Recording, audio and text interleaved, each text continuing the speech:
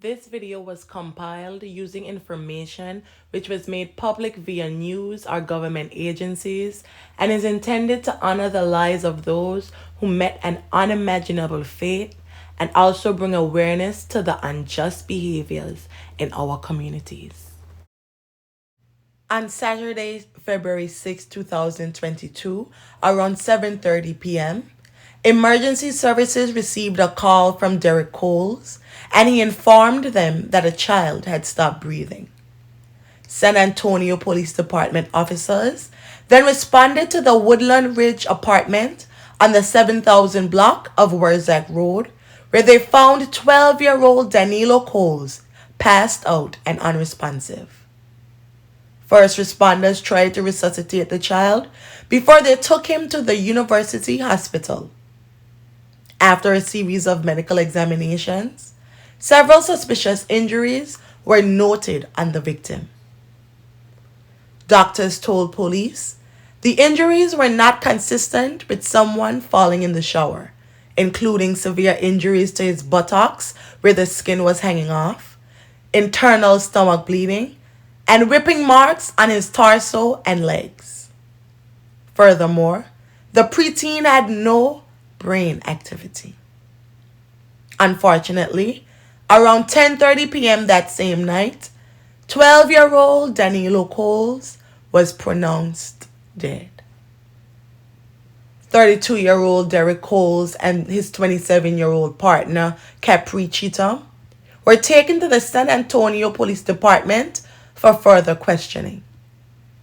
Derrick admitted he had hit Danilo several times, gave him a bloody lip, and made him hold 50-pound boxes for hours.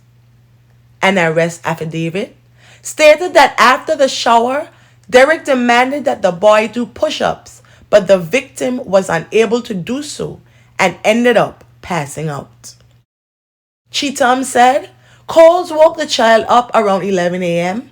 and first made him hold a box of water bottles weighing about 50 pounds. When the child couldn't hold that box, he was given smaller boxes that he also could not hold up. The 32-year-old also made Danilo do push-ups when he couldn't hold the boxes up. She said this went on for about 3 to 4 hours. According to Cheatham, when the 12-year-old boy took a shower, he fell. She claimed that he then emerged from the shower with a cut over his eye, which she bandaged, and he was allowed to eat before the discipline would begin again. The 12-year-old was forced to write 3 pages with the phrase, "I will obey all the people who live in this house." According to the police report, Coles then made the boy do more push-ups. When he couldn't do any more, he beat the boy with a belt, and Cheatham also hit the 12-year-old several times while he was in a fetal position. The 27-year-old also shared insight into the reasoning behind their inexcusable actions by telling officers that they began disciplining the child for being disrespectful and causing problems for her and her family. The couple continued to claim that the child fell while taking a shower and went on to cut himself and referred to the gruesome treatment as discipline. Cheatham told police the pair were aware that the child was bleeding while they were whipping him and that he was not moving. She said that she didn't think he was in pain because he wasn't crying. According to a preliminary investigation, Danilo had recently moved with his father and Cheatham after being raised in Chicago by his mother Ashley Clemens, where his father claimed that he was abused. Derrick told the detectives that Danilo, who had recently enrolled as a 6th grader at Neff Middle School, immediately started acting disrespectful and caused problems for him and Cheatham upon moving in. Coles and Cheatham were arrested at about 1 a.m., less than 48 hours after the initial 911 call was placed, and charged with intentionally causing serious injury to a child, a first-degree felony. Police had previously stated that the charges were likely to be upgraded following the boy's death and pending the completion of their investigation and an autopsy. Each of the suspects had their bail set at $150,000. Family, friends, and the community gathered on February 8, 2022 to celebrate the life of 12-year-old Danilo Coles. Attendees raised their hands toward the apartment complex in prayer.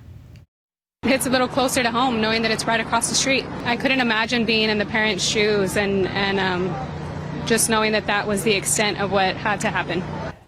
Tragic story, really. That vigil was held at the Extreme Harvest Church on Wurzbach, right across from the apartments where police found that little boy, Danilo Coles. Church members, including the lead pastor, Brian Ayala, spoke about the grief and shock they felt after hearing of the incident. After they departed, candles and balloons were left in the preteen's honor. Ashley Clemens, Danilo Coles' biological mother, told a media station that she had sent her son to her mother's house in Chicago in July 2021 to deal with mental health issues and had no idea he was in San Antonio with his biological father until after he was already there. Clemens' mother passed away in December, and because Clemens lived out of state, local family members took Danilo in. At her mother's funeral, the mother learned that her son was in San Antonio with his biological father, Derrick Coles. She called the loss of her son incomprehensible and said that she had decided to speak out to clear the record and say that she had never abused her son and only sent him to live with relatives as she thought that was what was best for him.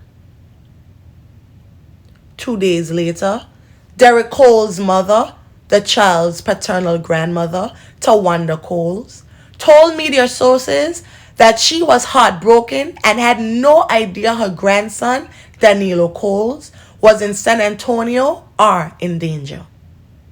She said that the most difficult part was waking up daily and realizing that this devastating loss is her reality. San Antonio leaders, child advocates, and parents organized a rally and put out a call for action against abuse and neglect following the deaths of 2 local children, including Danilo. Just this week, organizers tell the night team's Lee Waldman enough is enough. The basketball court turned into a stage for anti-child abuse advocates to make their voices heard at Alforge Park. These children are not just statistics. They matter. There are children. This call to action rally comes just days after 2 separate horrific cases of alleged child abuse led to the deaths of 12-year-old Danilo Coles and 5-year-old Mercedes Lozoya. This isn't just abuse. This was straight up murder. Hearing about the alleged beatings and treatment of both Danilo and Mercedes inspired her to organize this rally to show the community the ways of change. William McManus, who was in attendance, said that the incidents were nothing but pure evil. I will be following the outcome as we await the trials of the 2 persons accused, the victim's father and his partner, so be sure to subscribe for updates. I wish Danilo's family and friends strength throughout this tragic time, and I hope that they are able to find solace in the happy memories. May his soul rest in perpetual peace.